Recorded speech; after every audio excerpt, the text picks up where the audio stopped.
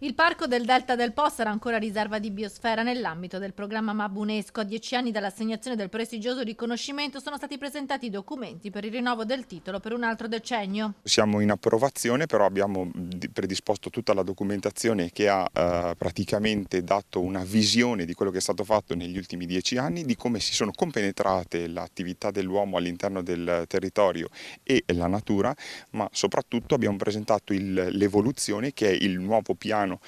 strategico per il nostro territorio, che andrà praticamente a mettere dei punti, dei paletti fissi di cosa vogliamo nei prossimi 10 anni. Quindi più rispetto per il territorio, una maggiore economia, ma soprattutto una maggior consapevolezza delle persone che vivono nel nostro territorio di quanto importante sia il rispetto del territorio stesso. Il Parco del Delta del Po si inserisce in un circuito di 5 parchi regionali che hanno il doppio intento di preservare e valorizzare il territorio, realtà uniche, ricche di biodiversità. Siamo sicuramente una delle regioni che può offrire la maggiore vastità e varietà di scenari. Andiamo dalle Dolomiti d'Ampezzo,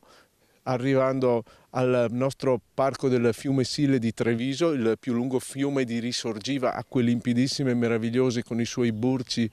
che arrivano fino al mare Adriatico e alla città di Venezia. Scendiamo nel cuore della nostra regione con il parco dei Colli Euganei, arriviamo qua nel nostro meraviglioso Delta del Po e poi i monti della Lessinia con i propri giacimenti paleontologici e dei musei che raccontano la storia dell'evoluzione del nostro pianeta come in nessun altro luogo.